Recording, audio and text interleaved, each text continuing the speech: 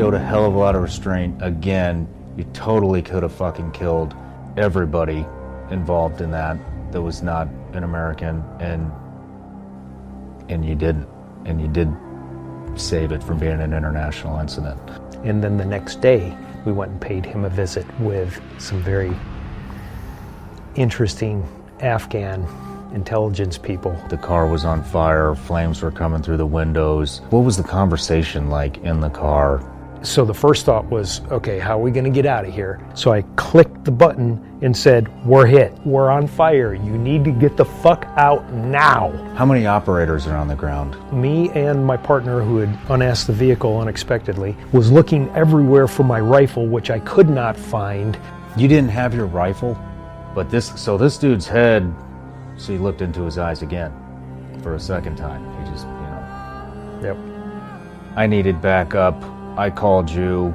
We were cleared hot just to go in there and smoke his ass and let you out of there. I mean, he was pissed. I mean, I kicked the shit out of him right in front of all his fucking buddies before he showed up. His whole face just sitting on the ground. Got a gory but great picture of the dude's last moment on Earth. He said, yes, ma'am, but he's not here. He's at the hospital. And I screamed, he's at the hospital? He said, yes, ma'am, he's been shot in the head. I already know the answer to this, but you need to say it. Are you innocent? Fuck yeah, I'm innocent.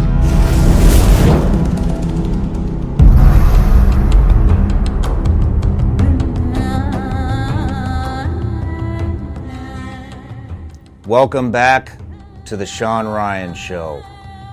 Our last episode, once again, we absolutely crushed the ratings across the boards. We were on the top charts on iTunes. Thank you everyone for all the support and leaving the reviews on iTunes. If you haven't done it yet, please head over there to iTunes. Leave us a review. Even if it's just one word, that's all we're asking. If you're watching this on YouTube, smash that like button, leave us a comment. Stay tuned. After this episode, we're going to have a debrief covering the whole experience. And with that being said, let's move on to episode 003. I brought you guys a former Green Beret. He's got over 20 combat deployments with the CIA. He's also known as Headshot Don. Guys, Don has a really bad traumatic brain injury. There's no fucking time for fluff in this one. We dive right the fuck in. Everyone, this is better than entertainment. This is the real fucking thing. Please welcome to the show my very good friend, Mr. Don Bradley.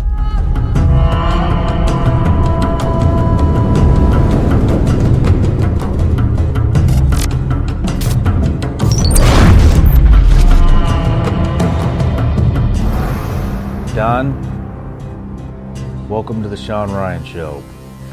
Thanks, Shawn. Thanks for having me back. My pleasure. Your story is way out of my wheelhouse.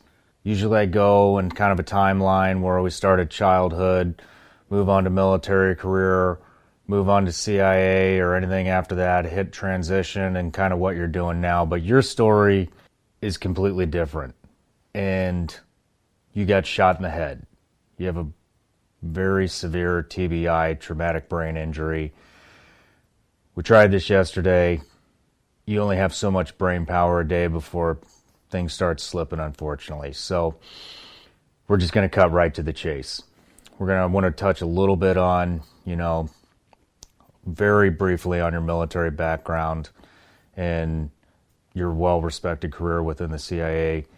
And then I want to move to stateside. Okay. So let's start off. You have 4 call signs, or your name plus 3 call signs. Right. Yep. You started off at the CIA with the call sign Vincent. Uh-huh. Where did that come from? So Vincent, way back when they first started making motorcycles for racing, the baddest motorcycle ever made at that time was made by a company called Vincent. And you're a gearhead. I've been riding since I was 4 years old. I got on my first mini bike. Damn, that's a long time. Yep. But, Yep. so you got Vincent. That didn't stick very long. Let's talk about how you got the call sign Lucky. Okay. Yeah, I was only Vincent for a hot minute. Yeah. And then one day down in Kandahar, we were doing a move because we weren't on CAF, which is Kandahar Airfield, where the military are. We had to move some people to the airfield, and on the way, my vehicle got rammed by a suicide bomber driving a car loaded with explosives, which we know in our terminology as VBID, or Vehicle-Borne Improvised Explosive Device. I remember when that happened.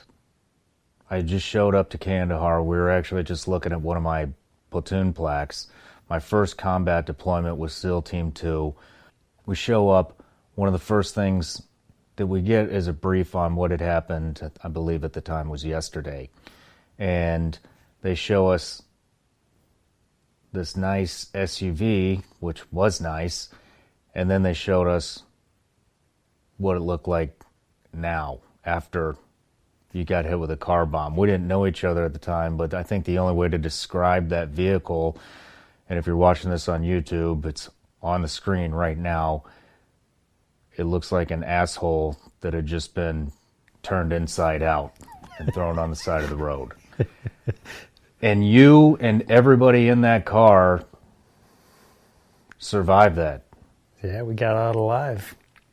Why don't you walk us through a little bit about what's it like to go flying through the air in a armored SUV in one of the most dangerous provinces in Afghanistan? Well, it was interesting to say the least. We did have our escorts with us, which are the locals that we basically hire and train up and turn them into professionals. And coincidentally, I had them out on the range doing what any good SF guy would do, which is train them up, make sure they're proficient. And we were doing movement to contact drills in vehicles. So here we are driving down the road now, and this dude rams into the side of the vehicle, blows us up. We roll over, we land first on my side, then we went to the roof, which had a sunroof. I don't know why, because you couldn't reach it. There was armor on the roof as well, but that made the most horrible sound that I'll never forget as the glass shattered and drug along the metal of the roof as we were sliding on the roof. Then, of course, we ended up on the passenger side, perched on the passenger side, facing 180 degrees from our original direction of travel. I can't get over that you actually survived that, because when I got into country, it was right after Red Wing had happened. Yeah. Got some briefings up north there. Then we moved down to Kandahar, to the agency base. I saw that car thinking, holy shit, shit's getting real fucking real fast. And I can't believe anybody walked out of that car. Were you out of it for any amount of time after that had happened? Were you conscious?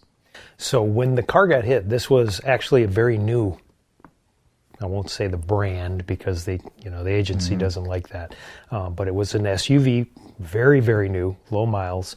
And when we got hit, it was very well armored. So the pressure literally forced everything tight into a box, and we felt next to nothing. However, when you slam onto one side, roll onto the roof, spin around, and end up on the other side, which, by the way, during that, the window did what it was designed to do, which is fall out onto the ground. Now we got flames coming in there with us as well. But up until that moment, we were sealed. We were very, very well protected inside. So the real damage came from the things that we had inside, like weapons, personal belonging, equipment in the car. During that rollover, that shit was flying around in there. So people got hit by the debris that was stowed nicely and secured for what we thought was fine at the time. We made some changes after that. But the only real injuries was the people that got hit by things flying around in the car. So it was nothing serious at all? No, yeah, just some bumps, bruises, some stitches. I think there was maybe one cracked rib. I honestly had not a scratch on me, which is why they were like, put out a worldwide communication saying this person, who of course was me, just not my actual name, was from that moment on, call sign Lucky. Wow, that stuck with you for a very long time. Till I got shot in the head. Sometimes people see these cars coming, a car bomb, motorcycle bomb, whatever. Did you... Sometimes they know it's about to happen, sometimes they don't. Mm-hmm. I guess maybe that probably has something to do with how heads up you are on the road. Did you know what was about to happen, or did it take you completely by surprise? So I actually saw the dude because he tried to pull out in between. I was the follow vehicle. Did you guys make eye-to-eye contact? Yeah, I literally looked right at this dude and tapped my horn because I thought he was just another Afghan trying to pull out because he thought it was clear, and we really didn't want him in between us because once we hit the edge of town, we were going to be hauling ass with a nice loose follow, but we didn't want to have that other vehicle. I mean, it was just more of a convenience thing than anything else. So he had pulled off to the side of the road, complying with our lead vehicle, which was the local's gun truck. So everybody's, everything was pretty cool. But when he started to nudge forward like he was going to pull out, I tapped the horn twice, and he looked right at me, and he gave me one of them really standard patented Afghan bows and the hand up like, oh, I'm sorry. If you've worked in that environment, you've seen it a million times because there's people everywhere you go. And then when we went by him, lo and behold, this dude driving this just piece of crap car, which again you see all over there, he didn't give me any indication that he was a threat. I did see him. He looked right at me. I looked right at him, and I was like, cool. He was cool. And then he freaking rams us and blows us up. It's like, okay. So he didn't show any... No. He wasn't... None of the typical signs. He wasn't nervous, wasn't sweating. None of that shit. Nope. He just... Because I saw him clear as day. The car wasn't like all weighted funny on one side. It was masked very well because I was aware of the threats and I was looking for the threats, and he got one by and bam, there we go. Son of a bitch. Was there any type of a follow-on attack? A lot of times that's an initiation to something a lot bigger. Right. There was not. We literally... The escorts, like I said, did their job. Nobody took a shot at us. Not one shot. Not one shot. There was no additional follow-on. It wasn't an initiator to a bigger ambush, which is what you're kind of referring to there. There was nothing. It was just one dude in a car bomb trying to make a point. In the vehicle, before you exited, you had mentioned that the car was on fire, flames were coming through the windows. How long, what was the conversation like in the car with your riding partner and any other assets or special people, we'll just call them? Sure. What was that conversation like? So, like I mentioned, we ended up on the passenger side. So we're literally, the vehicle's like this, and I'm turned sideways looking out. The first thought was, everything to my right, which was the bottom of the vehicle and the driver's side, which is now straight up in the air, had big flames coming around it. So the first thought was, okay, how are we going to get out of here? And then my passenger shotgun seat, who was a staffer for the agency, he said the words really fast and loud, "The windshield!" And I looked forward, and that's when I realized the flames were starting to come in because there was no windshield. And he went, he was gone. So it was just me and our passenger.